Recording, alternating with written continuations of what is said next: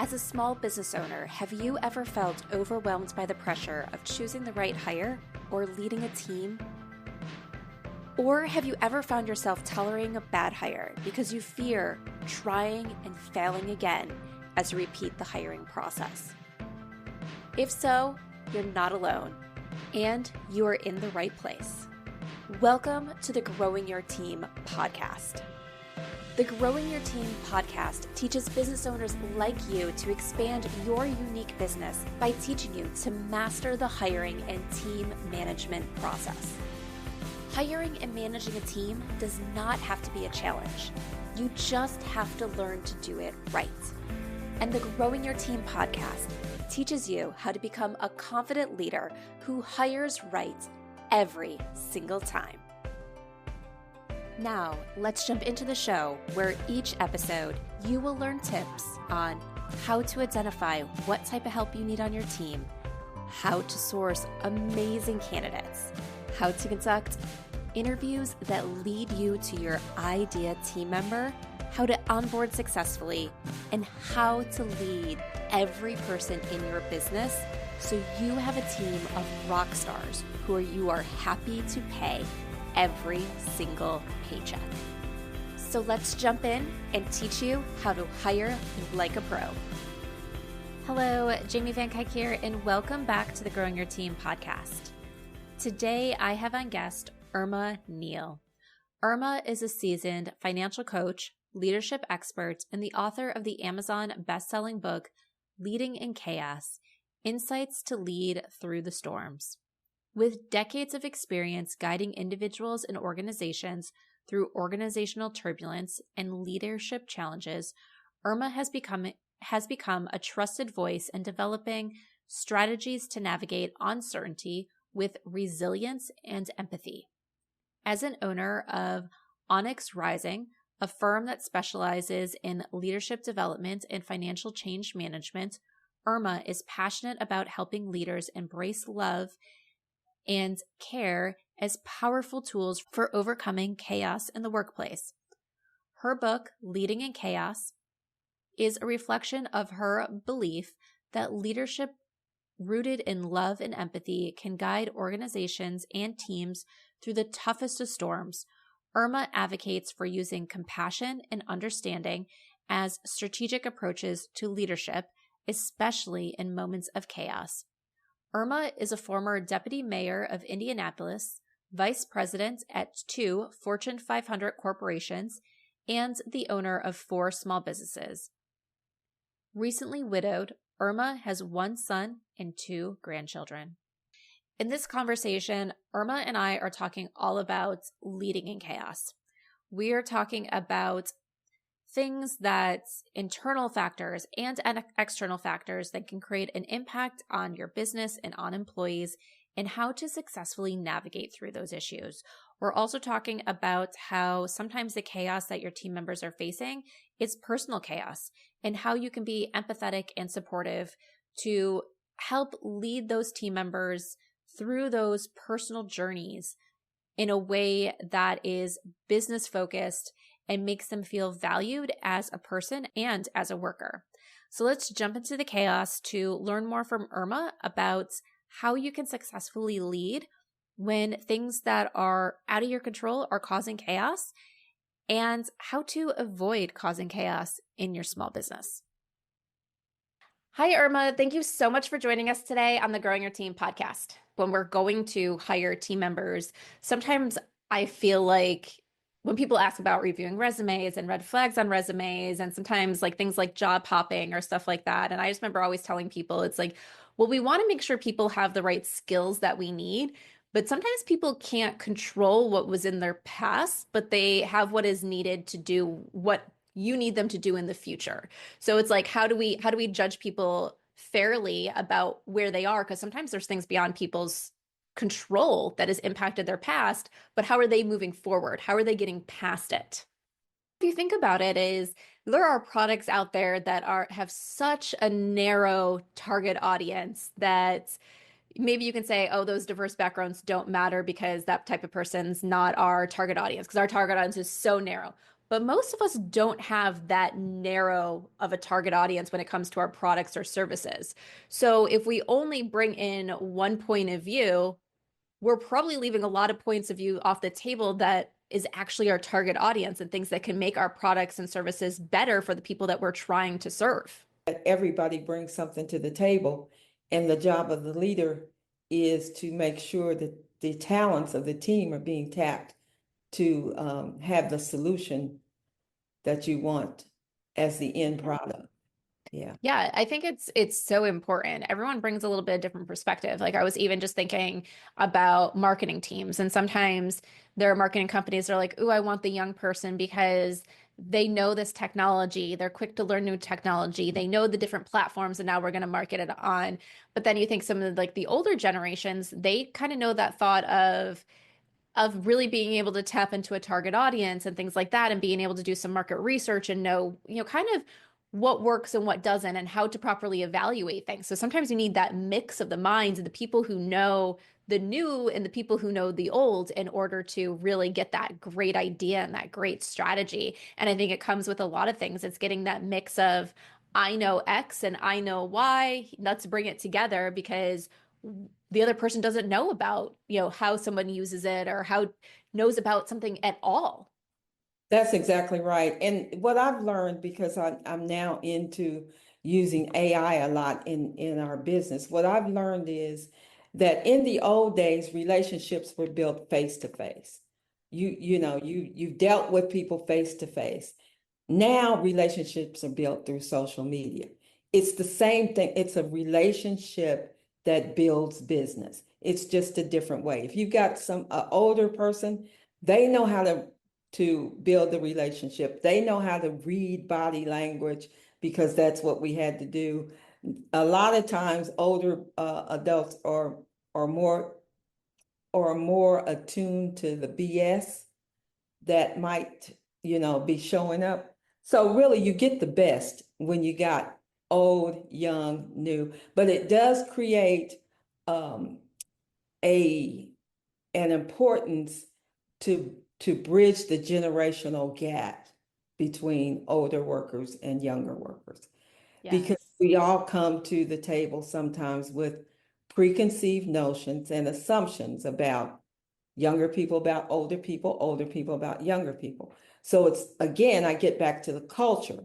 You have to cultivate a culture that respects everybody and respects what everybody brings to the table, irrespective of whether they're old, young, black, blue, green, white, doesn't matter.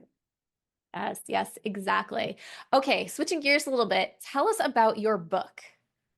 My book is called Leading in Chaos, and everything in the book is true. It is short by design.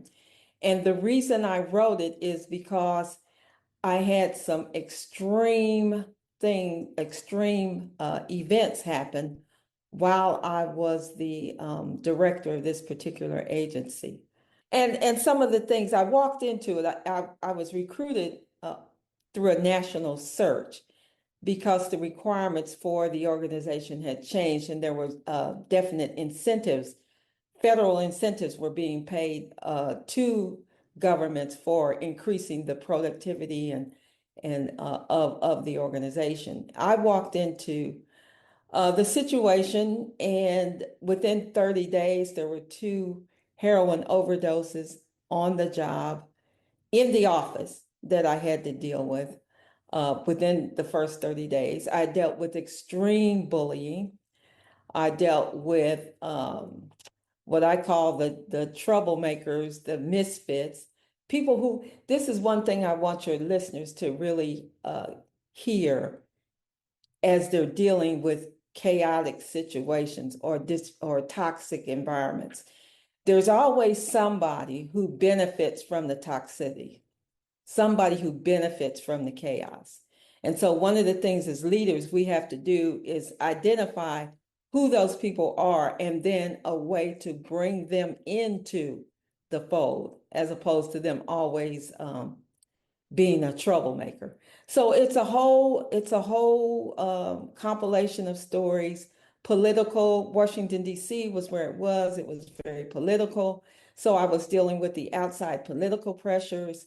One of the chief council people at that time didn't like that I was an outsider coming in. And so he manipulated to have what he thought was an unknown hearing on my agency to cut our budget. But I found out about it because I knew the gatekeepers. And that's another lesson.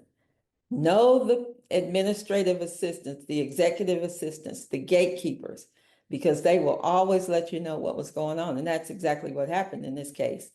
The gatekeeper was a friend of my gatekeeper, and she was the one who turned us on to the fact that they were having a hearing on our office.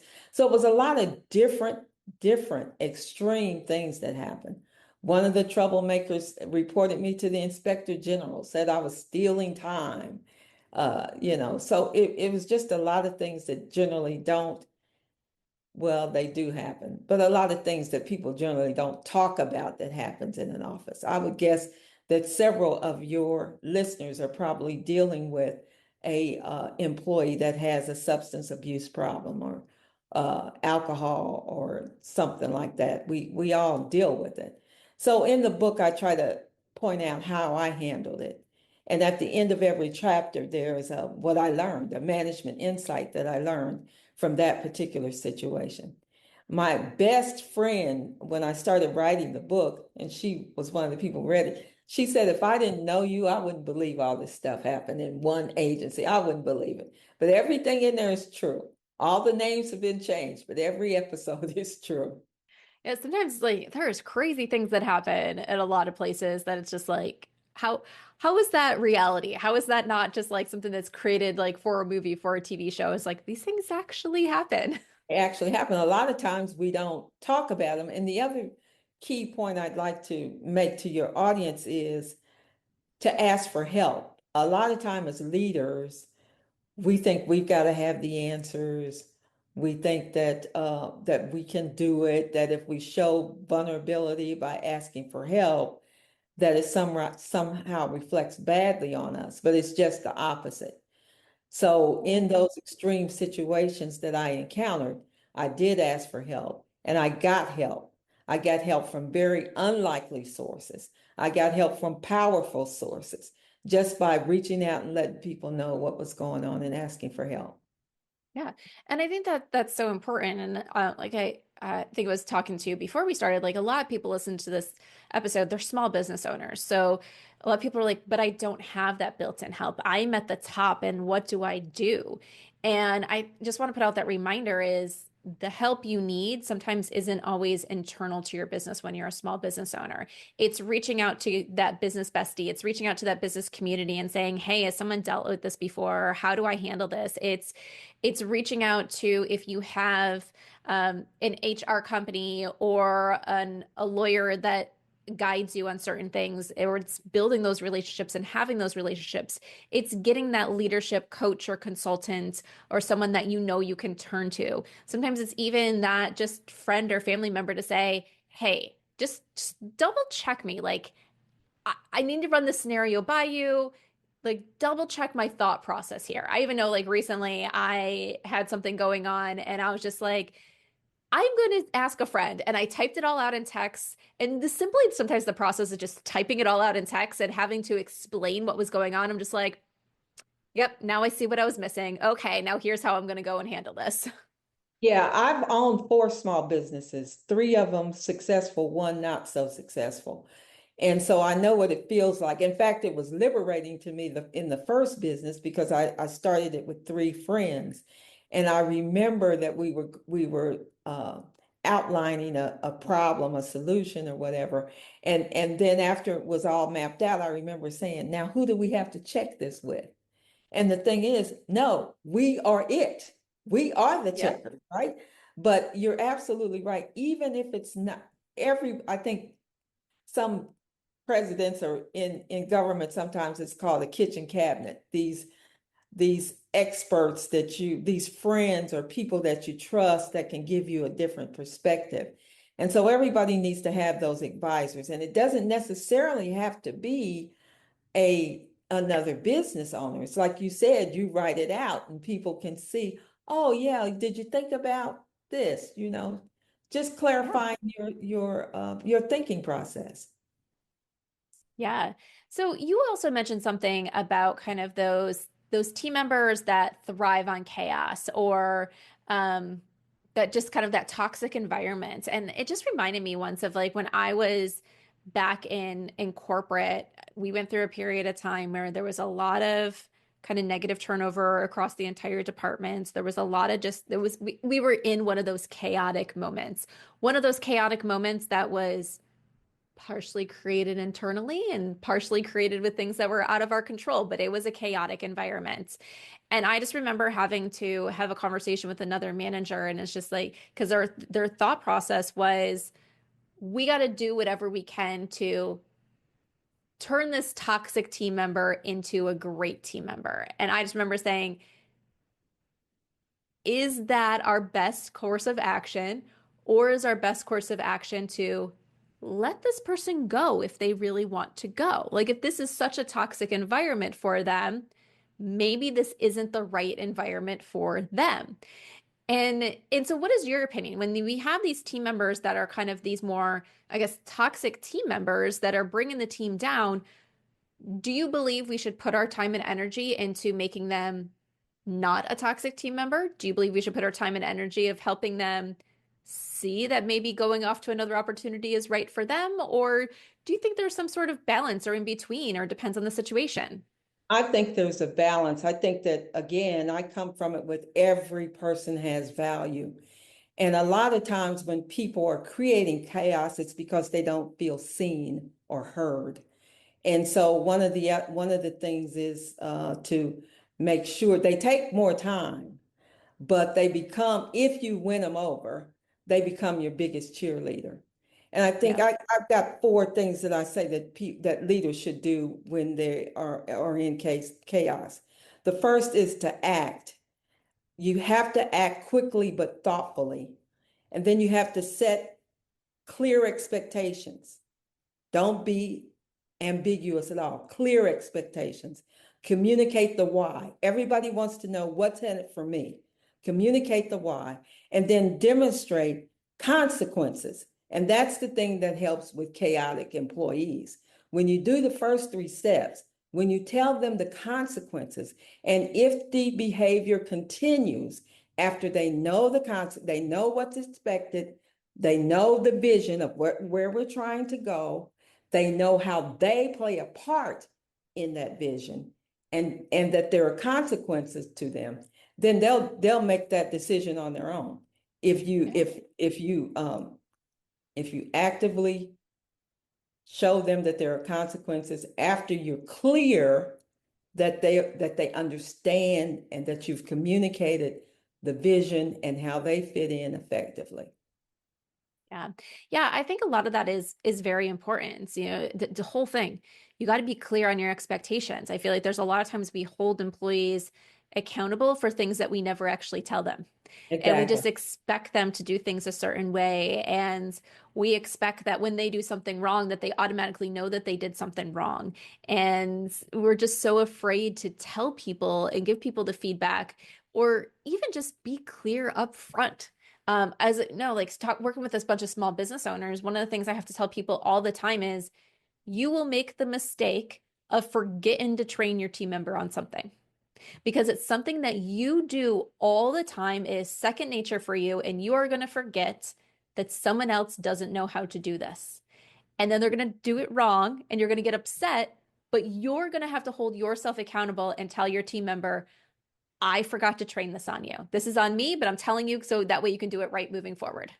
The question I ask myself all the time, every time I don't get back what I expect, is was I clear in my communication of what I wanted?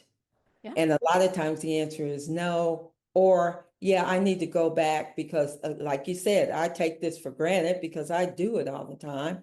And so I got to make sure that I am giving that information to the employee so I can get back what I expect. Yes, exactly. And sometimes I think we have to remember is clear to us doesn't always mean clear to other people.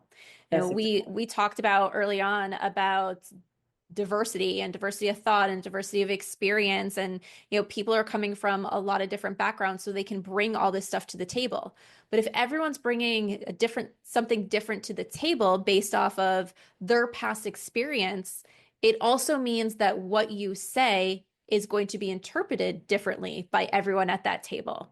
So in their minds, they're doing exactly what you told them to do, but because they're basing it off of their experience. And that might be telling them something different than what someone else is. So sometimes we need to realize that right. it's clear to us, but it's not clear to them. So how do we adjust? How do we change? How do we help them see the difference? I think with that, you are absolutely right. Everybody brings a different perspective, and that's what you want. And the language is different. So even from one part of the country to another, like in the Midwest, we call Pepsis and all that, we call them pop. On the Mm-hmm. East Coast and other places, they're called soda. We call going to the show, it's the movies. On the East Coast, it's movies. In the Midwest, it's show, which means you're going to a theater to see a movie. I mean, it's just little things like that that really make a difference. And I think the only way that you do that is by constant communication. And the better you know your team, the better you can communicate with your team. If that makes sense. Yeah. Yeah, no, it definitely does. And that is so important, knowing your team.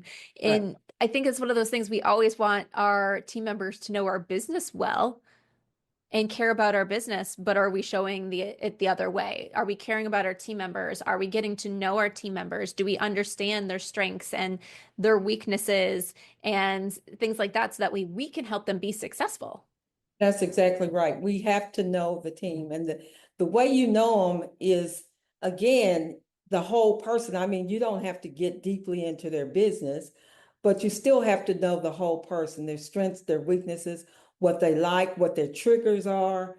When employees don't get along, what's the cause of that? How best can I mediate that particular situation?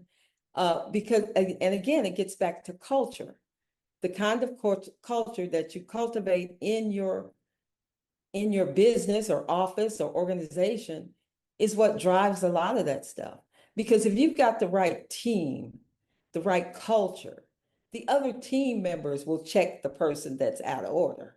If they're clear on the vision and all of that. I mean, in my experience, one of the people who started out in that group that you talked about, the chaos generators, turned out to be the best champion I ever had in the organization.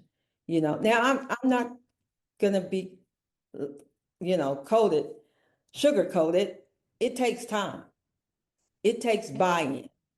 Buy-in takes more time than dictatorship. It Yeah. really does. But the end product that I've noticed, the end product is always better when you get buy-in. Oh yeah, no, it definitely is. It's one of those things, it's like it takes time at first, but it saves you time in the long run, because That's right. you have those great team members. You have those team members that stay with your organization. So you don't have to keep rehiring and retraining.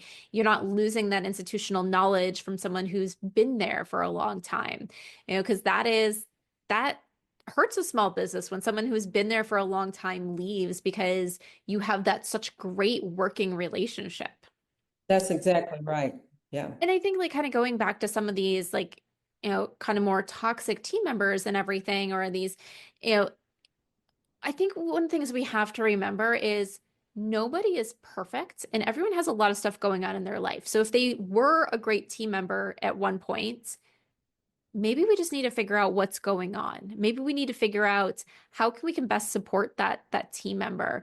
It could be that all of a sudden they have something tragic going on in their life and they're just afraid to mention something, and we can show them that support. That we can help them in ways that doesn't cross that line of, as we grow our businesses, we have to make sure that if we're helping people in a way that we would help all our team members. So we're not we're not crossing that line that we shouldn't be. But how can we support our team members? How can we help our team members? How can we make them remember that we see them as humans and not someone that's just helping to generate revenue for us? Yeah, and that leads me into my passion right now, because people are so financially stressed when they come to work. I mean, a lot of times if you see a difference in productivity in an employee, they may be having money problems. And that's not something they're going to tell you right off unless you really got that kind of relationship. But there are things that you can do, like bring in workshops about financial literacy. There are so many people in this country that don't have a clue how money works. They don't have a clue. And they'll start a budget in January and January 1st, and by the January 30th, they're done with it. That's because they don't understand the mindset of scarcity versus abundance and how you do that. So there are tools that small business and large business owners can bring to bear to help relieve the stress that people are feeling these days with the economy and everything that's going on. Yeah, yeah. And I also think it's one of those things when we talk about financial stress, if all your team members are financially stressed, especially as a small business, I think sometimes you need to revisit to say, am I paying my team members appropriately?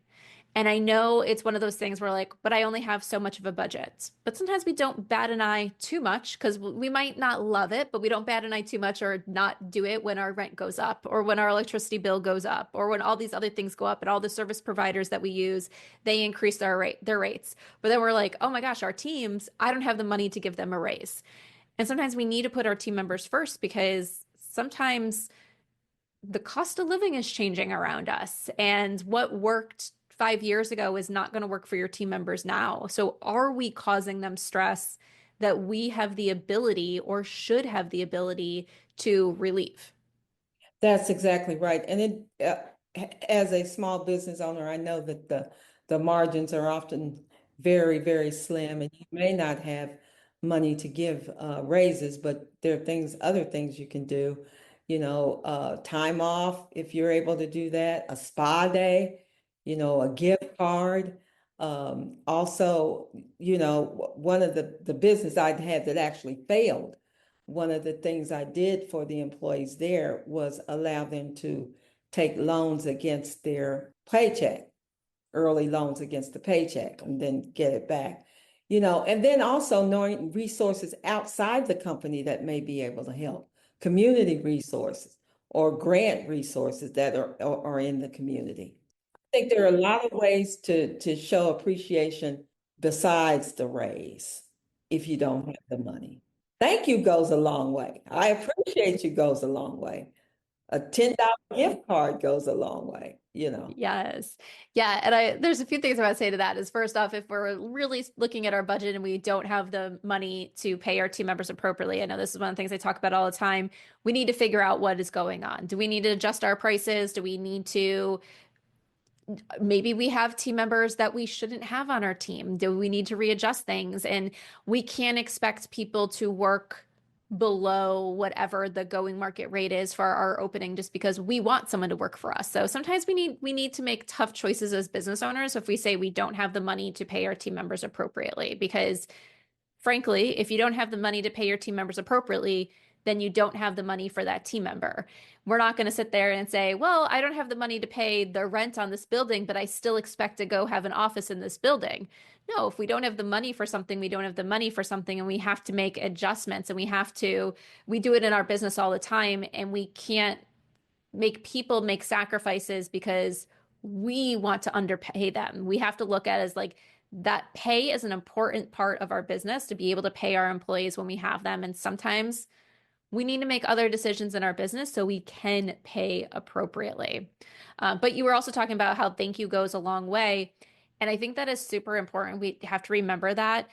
Sometimes we're just like, it's our employee's job, but they also still want to feel motivated. They want to feel that gratitude. And especially if you have high achievers on your team, those team members where you're like, I never have to tell them twice. The work they do is excellent. Tell them thank you. Tell them you appreciate them. Tell them that they're doing a good job. Because when they're a high achiever, sometimes you view that above and beyond as just skirting by. So they think they're just skirting by unless you're telling them all the time that they're doing a good job. So make sure you are saying thank you and appreciating your employees.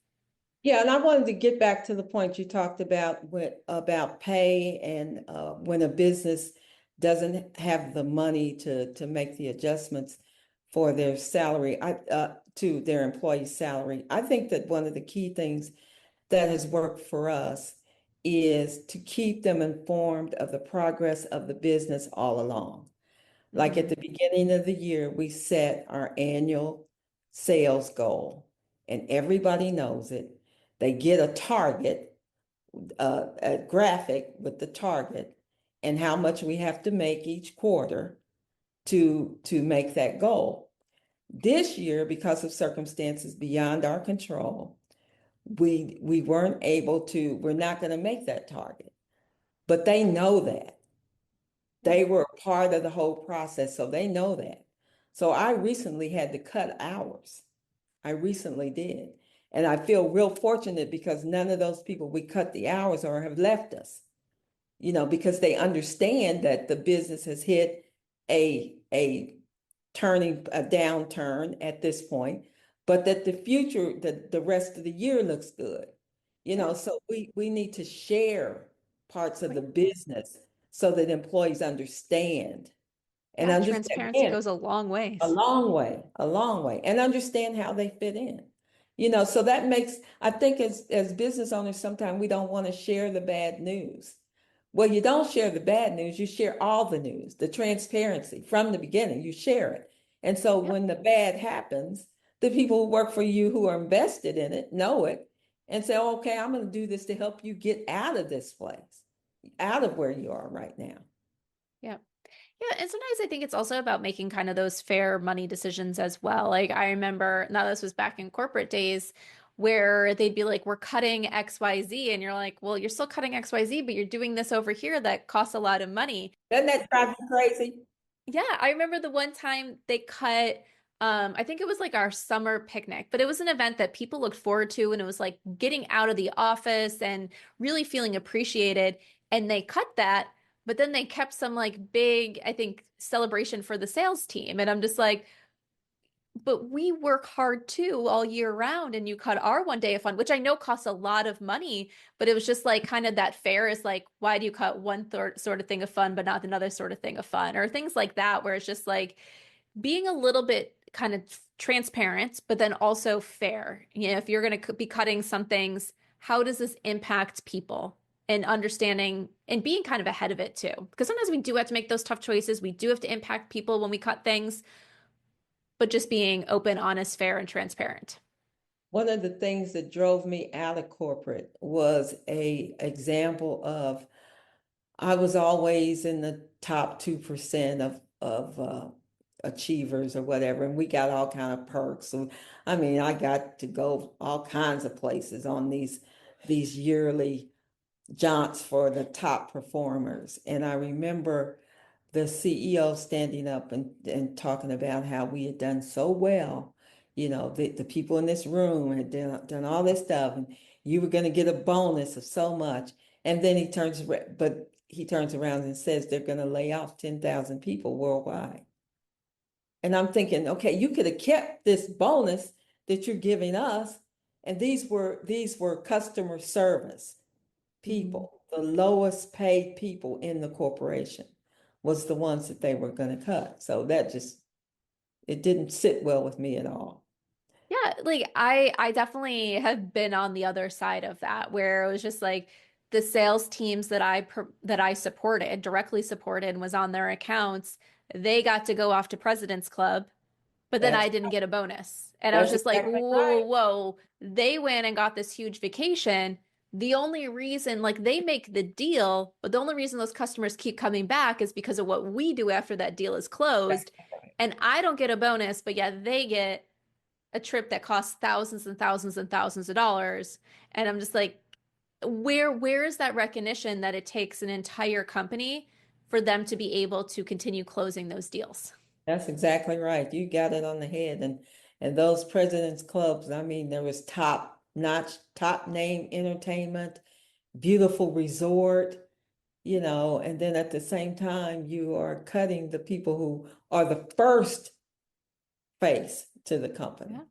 Yeah. Yeah. It just didn't sit well with me. So, Yeah. yeah, Yep. And it's some of those things that, obviously most of our audience is small businesses, but I know a lot of us are small businesses that hope to be really big businesses one day.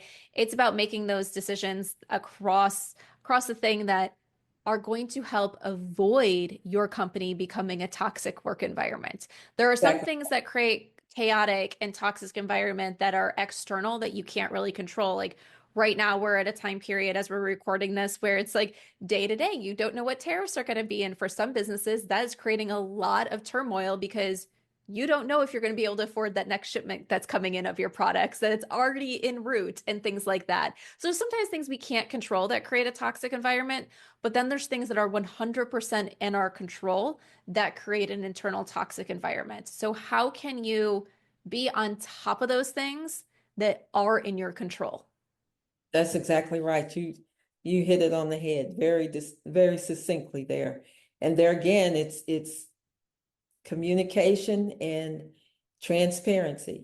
All of us are kind of in a wait and see kind of holding pattern with business. And again, if your employees are part of the transparency, they understand why the wait.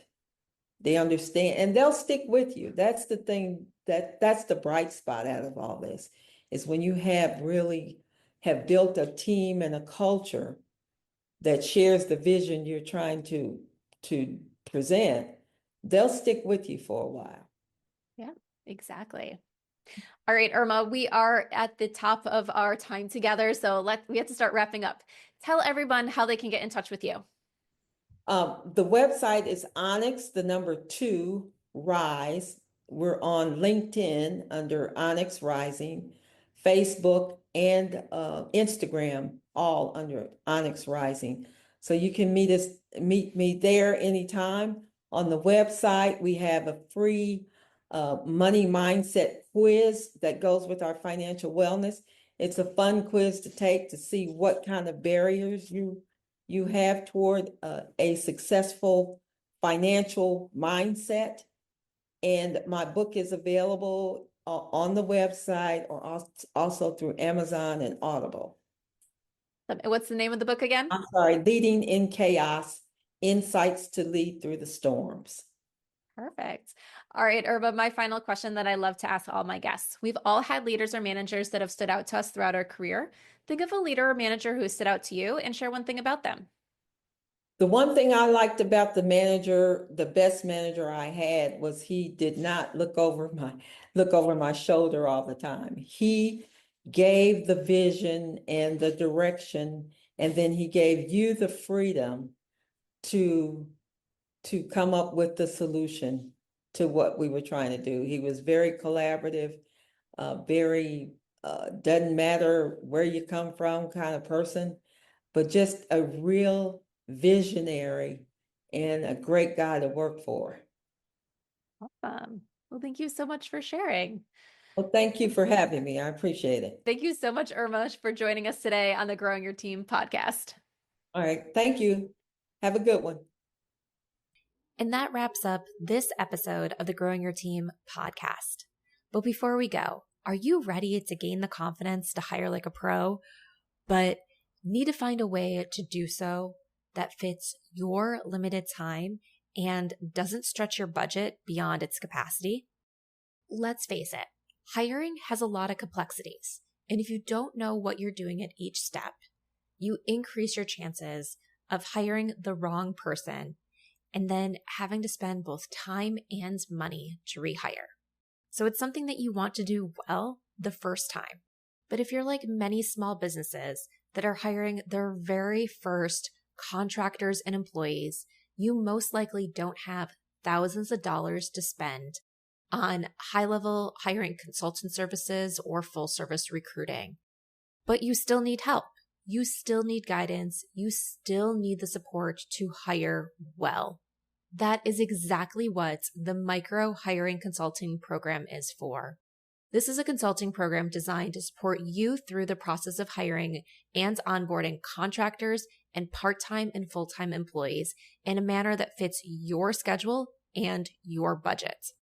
It's a month-to-month consulting program that gives you access to one-on-one calls, office hours, live training, and unlimited email support, so you have expert eyes on every job post, interview question, onboarding plan, or anything that you create, so that way you know it will work for you and be successful in the process of finding your ideal candidate. To learn more about this consulting opportunity and how you can get hiring support that fits your time and your budget, head on over to growingyourteam.com/micro.